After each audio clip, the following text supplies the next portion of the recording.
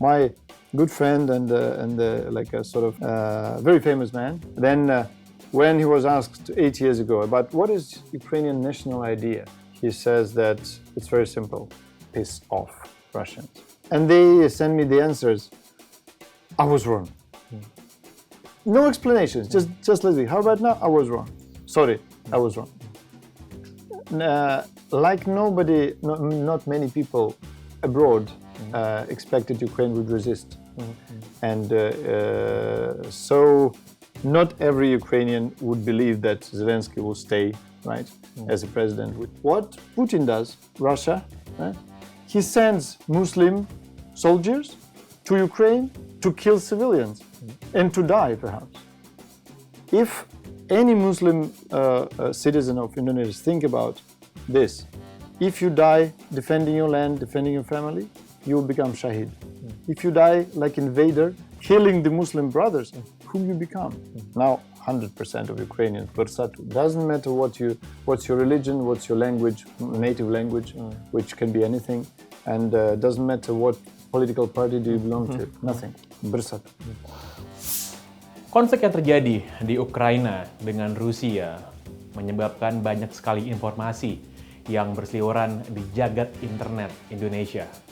Anda mungkin memiliki prekonsepsi atau praduga atau prasangka bahkan soal apa yang sedang terjadi di Ukraina. Saya berkesempatan untuk duduk dan berbicara dengan Dubes Ukraina untuk Indonesia, Vasyl Hamianin, untuk menjelaskan duduk perkara soal beberapa pertanyaan yang mungkin berada di dalam kepala Anda.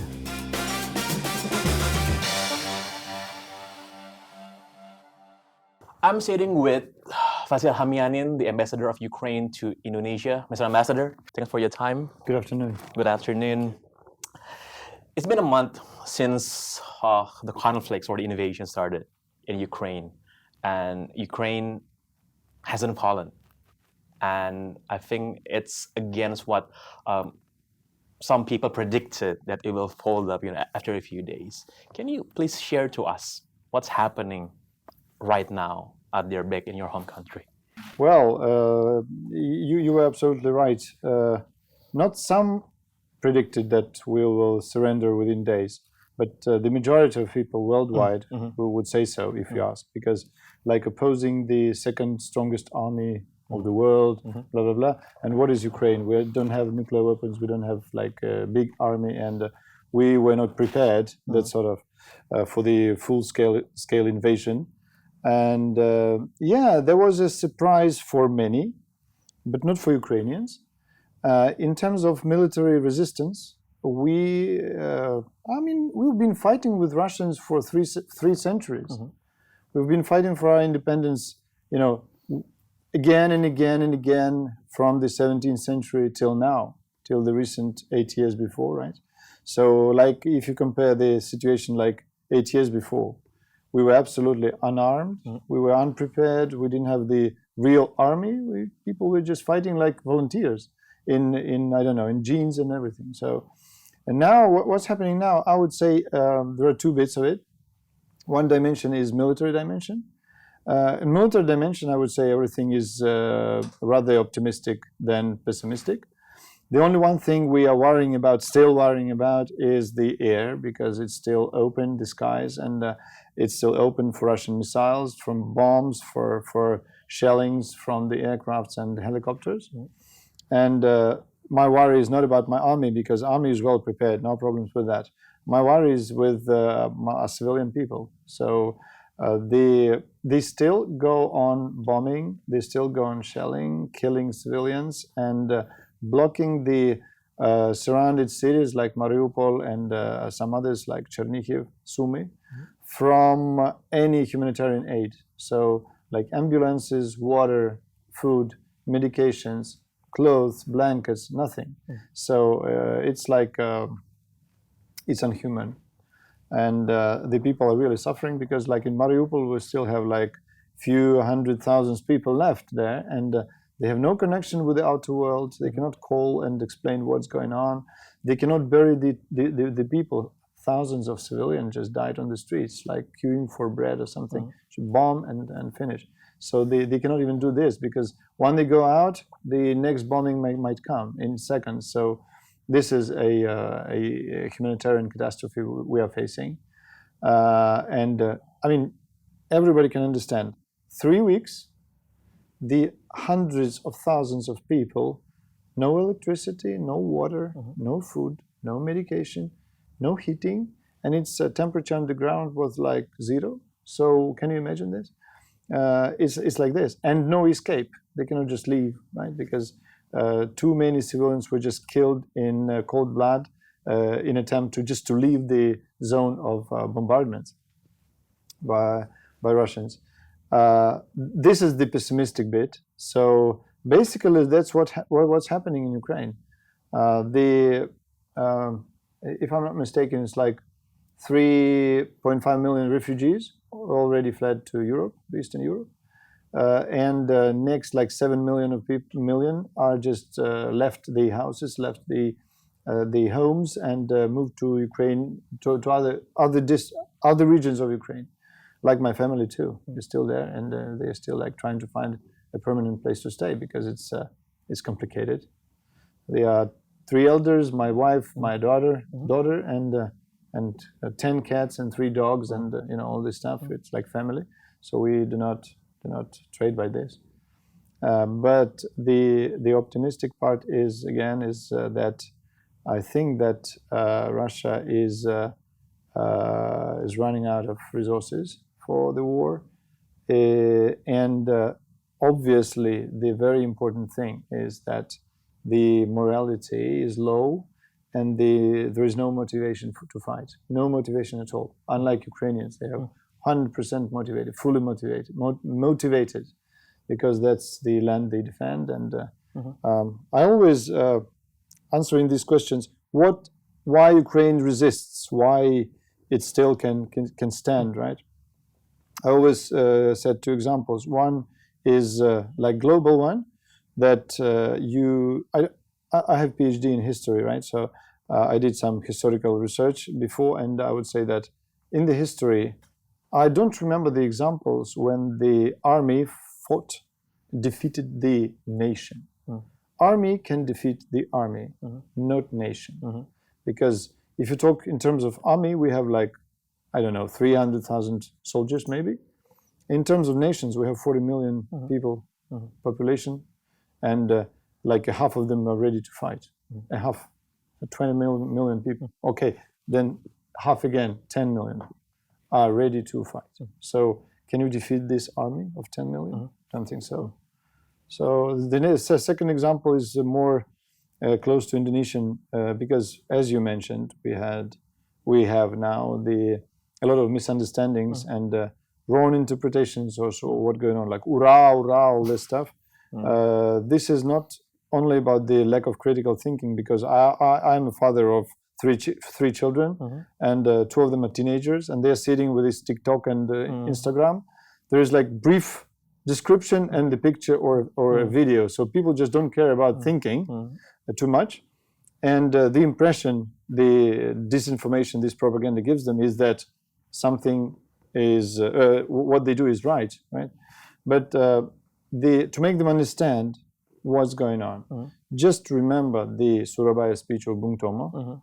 It's like word to word, from the first words till Allahu Akbar and Merdeka atau mati, till the last words. It's what's happening in Ukraine now, in this very moment.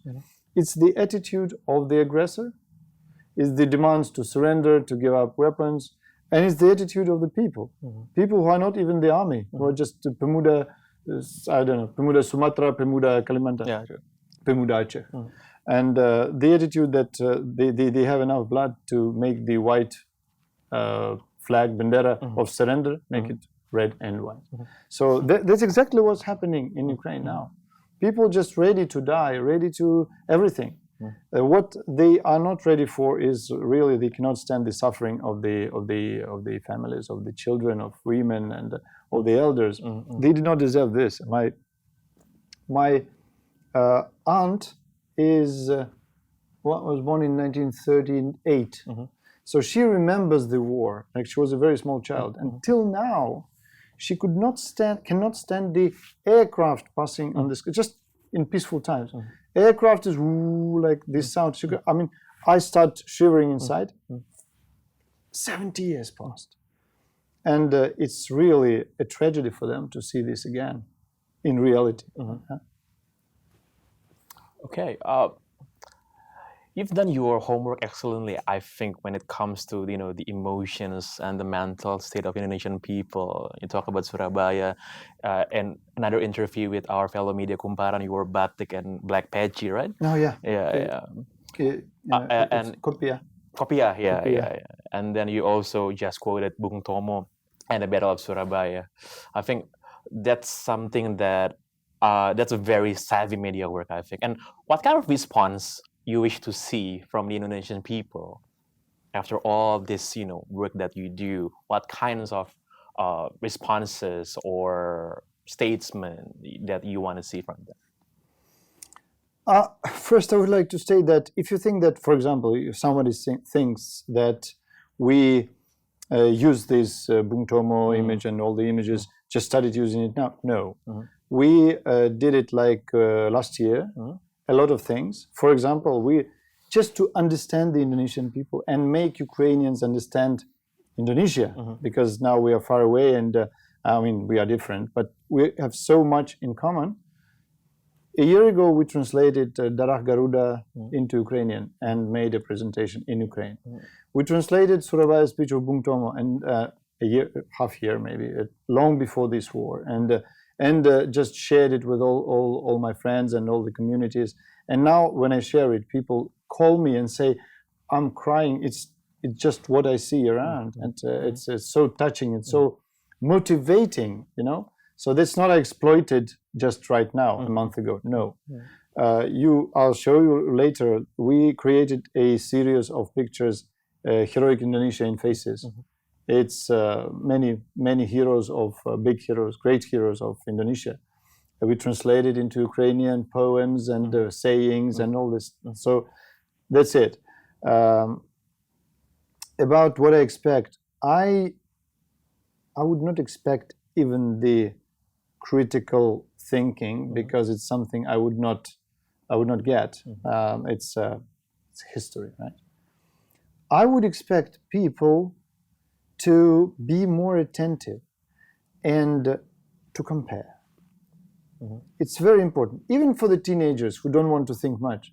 Try to compare, because I don't understand the people who see the destroyed Mariupol and who see the rockets hitting into the hospitals and the houses, who see dead children like being carried and say, "Hurrah, I love Russia." This is absolute misunderstanding, and I don't know why people would not say so. Because what Indonesia experienced like in 40s and later sometimes, and this is something you should not forget, because to forget the past is to risk repeating it, right? So if the youth of Indonesia forgets about the Surabaya, Pemuda, Indonesia, this will be like you just cut off the roots. And if anything happens, you'll be not ready. You'll be demoralized. You'll be really not motivated, and it will be a tragedy for the nation. And you should think about you look at something. Think about Garuda Pancasila. Think about Bhinneka Tunggal Ika. Think about what your country is, what you understand. Think about the heroes. Think about General Sudirman, who was not just he couldn't walk in some periods, and he was carried, and he was victorious. He defeated everybody. He was just a champion in guerrilla wars and everything. Think about this. Don't think about something you don't understand. Think about something you love, what is dear to you, and imagine this happens to your country, to your people, and then people change, really. So I would expect Indonesian people, if you want to say, especially the teenagers, or if you want to say something bad, like I support Russia, I hurrah, something, wait for 5 seconds and try to find something alternative in TikTok, in Instagram. Just try to see. Okay. Um, I think if you take a look at the sentiments on the social media among the Indonesian people, I think, yeah, they understand about the humanity impact, they understand about the casualty of wars, but one of the most oftenly repeated reason why they are not sympathizing with Ukraine Yeah, why? is about the stance of Ukraine when it comes to the conflict of Israel and Palestine. They often say that. Do you think that's far-fetched, or do you think that that's an understandable reason for those people to take sides with Russia? The roots of this understanding is not in Israel, not in Ukrainian position, and not in Palestine. The roots of this is in, again, go back to the Dracula house, in propaganda. Because these guys spent millions and billions of dollars the last 30 years to build up the system of propaganda and deliver the narratives of everything, which is predominantly anti-Ukrainian and anti-Western, anti-democratic. Because in nature, being a colonialist state, a dictatorship, Russia would not tell you the truth.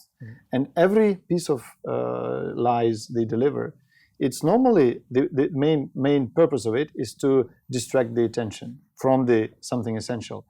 I know that Indonesian people really care about the Muslim brothers and sisters worldwide, right? It's really something they care about. Now I'm telling you something which is not propaganda, which is truth. Just check Wikipedia or something. During two Chechen wars that lasted 8 years, 300,000 of civilian Chechen people were killed by bombardments. 300,000 of Muslim women and children out of 1 million population. 1/3 of Chechen population was killed in cold blood by bombings, by shellings. Yeah, if you think about this, what would you feel, right? Second, the Ukrainian Muslims are defending now their land, and we have up to 2 million of them defending the land with prayers and with weapons in the arms. What Putin does, Russia, right? He sends Muslim soldiers to Ukraine to kill civilians and to die, perhaps. If any Muslim citizen of Indonesia think about this, if you die defending your land, defending your family, you will become Shahid. If you die like invader, killing the Muslim brothers, whom you become. These are words of my Mufti of Crimean Tatars, appealing to the Russian Muslims. So you should think about this, not about the whatever, nothing can justify the aggression, nothing can justify the war criminals, or war crimes, crimes against humanity, nothing. So if Russia starts to say, we were afraid, not afraid, but we were, what is this word they always use, that it was a threat from NATO, blah, blah, blah. You cannot justify the killing of civilians by that, by your concerns. We're concerned about NATO. We're concerned about whatever it is. So you should not do this, right? And when people start thinking about what's happening in Ukraine, they say, oh, come on, Ukraine, look what United States did in Iraq. And they say, oh, yeah, now United States are helping Ukraine. That's why Ukraine is really our enemies. It's not critical thinking. It's just trying to distract the attention from something to something. And if you think about what's going on in Ukraine, something like this last time happened during the Second World War. It never happened after this, till now. When the huge country, superpower, nuclear power, whatever it is, big country in terms of population, in terms of army, attacked the country which is times and times smaller and no nuclear weapons, no weapons of mass destruction, nothing. I mean, just what it looks like. It cannot, even those wars that happened during these years cannot be compared. It's different, totally different. On the scale, on the number of people fighting, on the ideology, on everything. So, yeah, basically like this. I have to say, Mr. Ambassador, that when we're preparing for this interview, we thought that it would be a little bit more difficult to approach to the embassy. We should be vetted, our questions should be posted first so you can see and think about the answers, but we didn't do anything about it. We haven't got anything about it, right? So, the interviews that we did with some of the ministers in Indonesia or the officials, it's harder than this. So it's like the ambassador hadn't read our question before this interview. So you really have nothing to hide, from the people, right? So, yeah. So, are you not afraid that, some people may be trying to, abuse your openness, access of information, and twist it to their own means in the future? No, I'm not afraid of anything. The worst thing which can happen to me is I can be killed. What can be worse than this? But thinking about how people suffer in Ukraine now, these minutes, I would do everything possible, literally, to put the end to this war, to stop people from these cruel deaths and atrocities. So I'm not afraid of telling the truth. Absolutely not.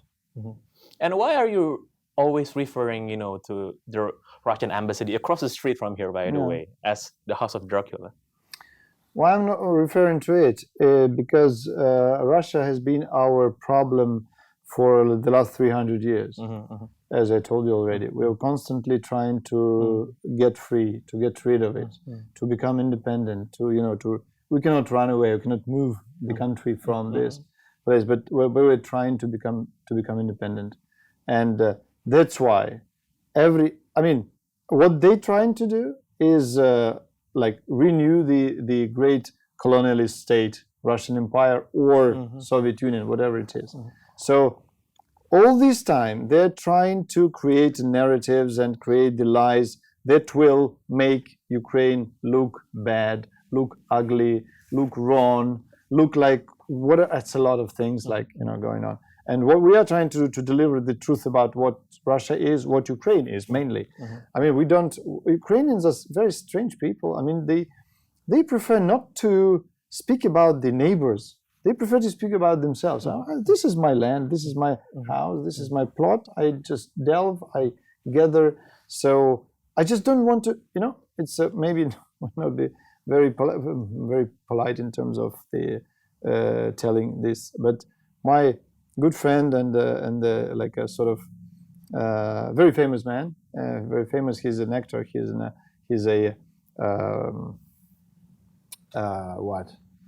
the anchor, not anchor, but he's a very famous guy in Ukraine. Yes, very famous. He's like a opinion maker. That sort of. Many people love him, but he uses a lot of very specific words when he describes what he thinks.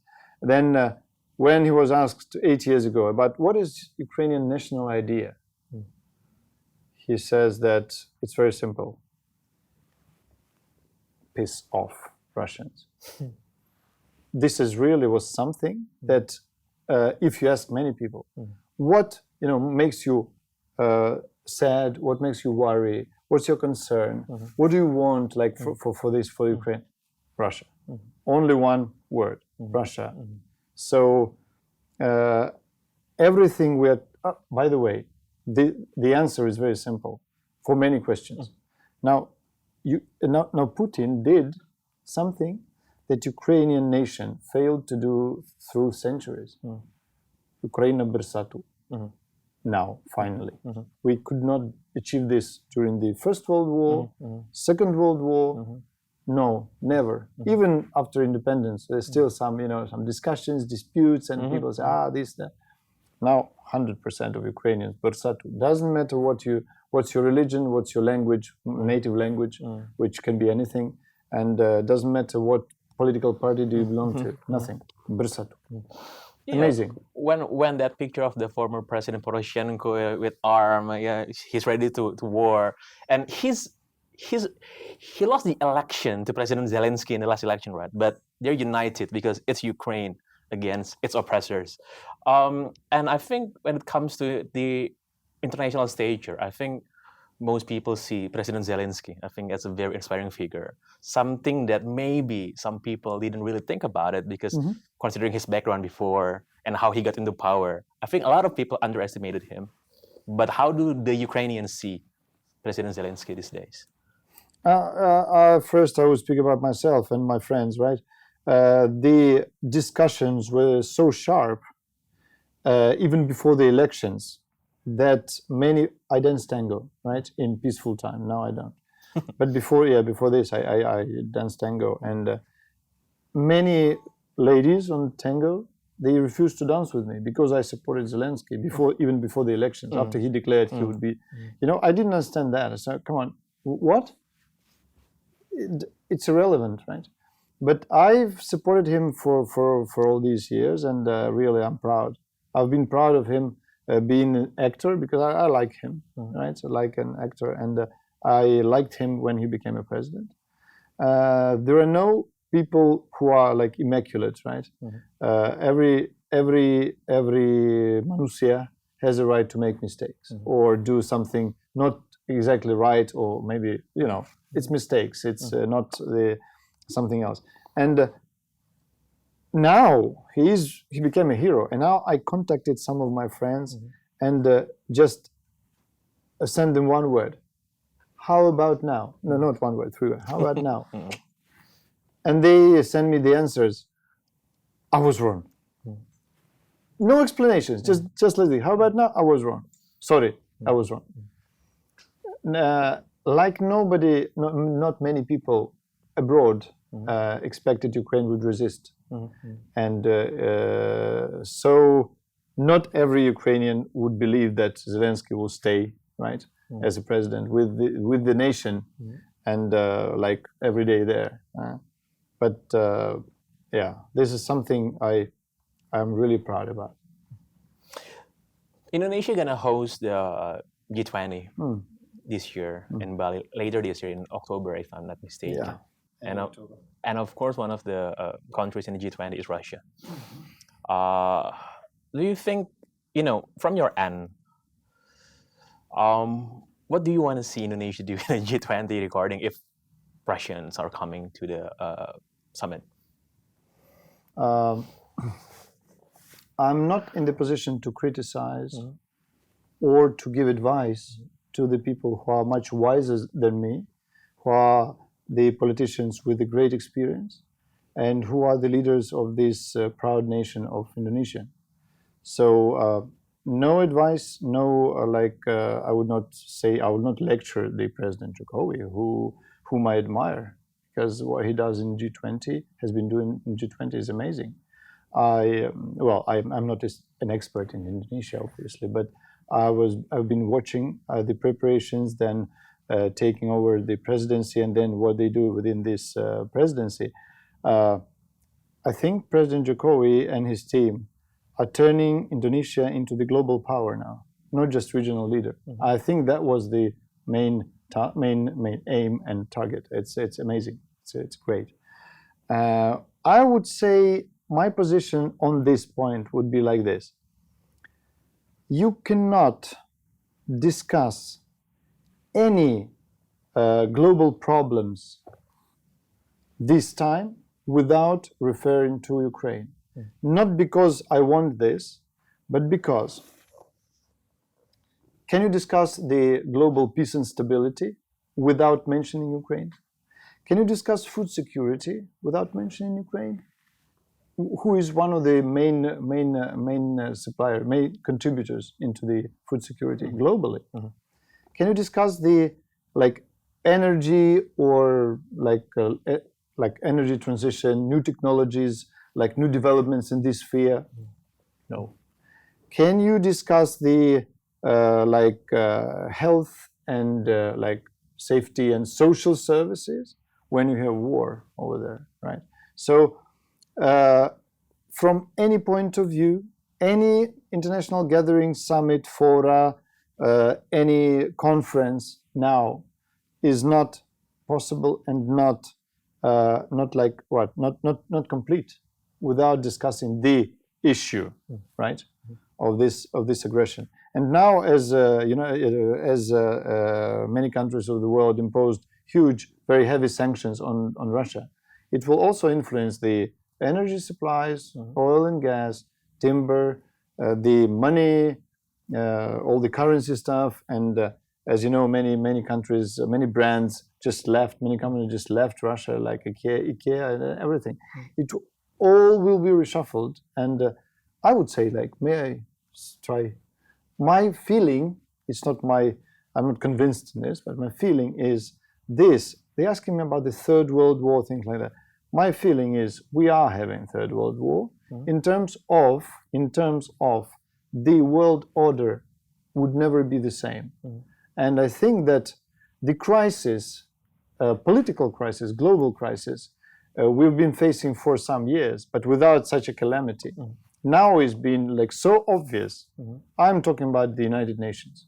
I mean, the United Nations, which was created to replace the League of Nations, which was useless and toothless and weak and cannot do anything about anything, right? So now United Nations, we have this situation when the permanent member of the Security Council is an aggressor with a nuclear weapons and with the veto rights. So they can veto everything. So whatever resolutions passed in the United Nations, they are dead because it's deadlock. You cannot do anything practical. You cannot send peacekeepers to Ukraine or to Donbass or anywhere, right? Because veto. So this system, I think it will change. It will be demanded, and it will be somehow altered, somehow changed, somehow reconstructed. Yeah. Some casual observers, they're saying that, maybe they're not informed well, but they're saying, maybe if Ukraine before just said we're not going to join NATO, this whole thing never gonna happen. But of course, I think you have a different thought about it, right?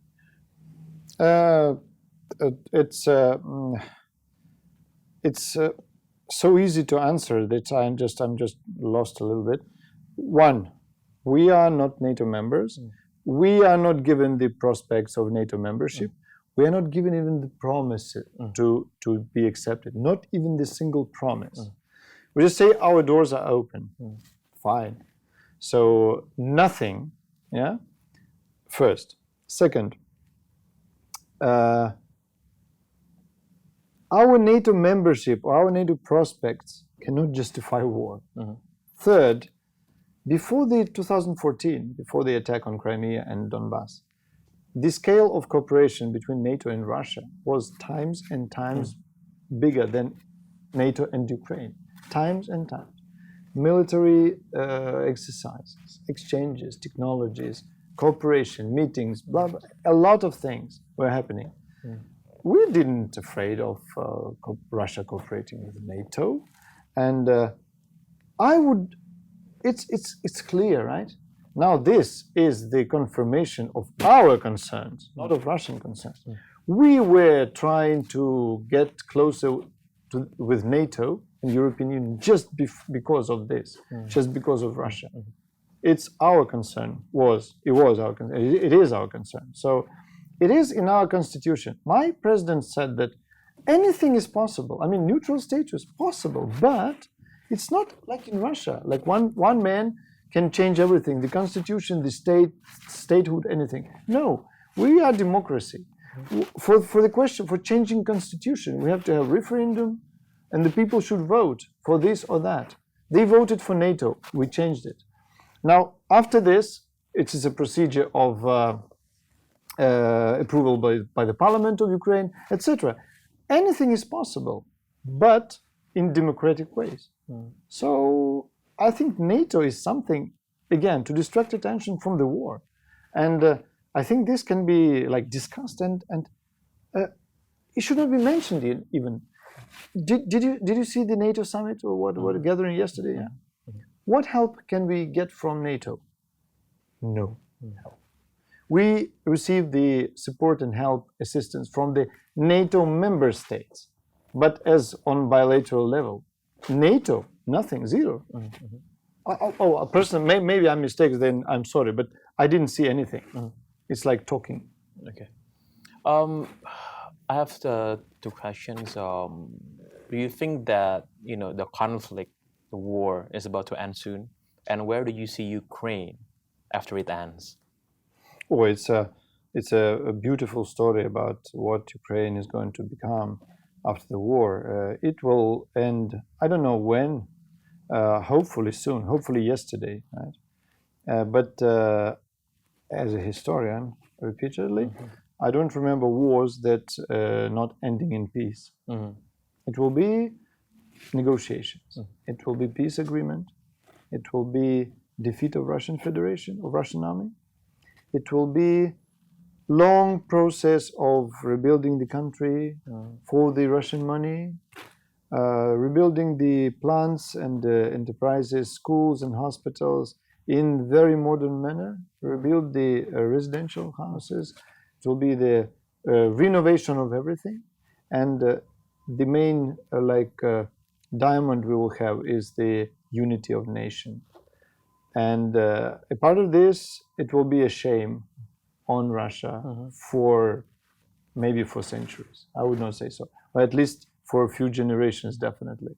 If we remember what Germans used to feel after the war, this will be worse because it's like 21st century, right?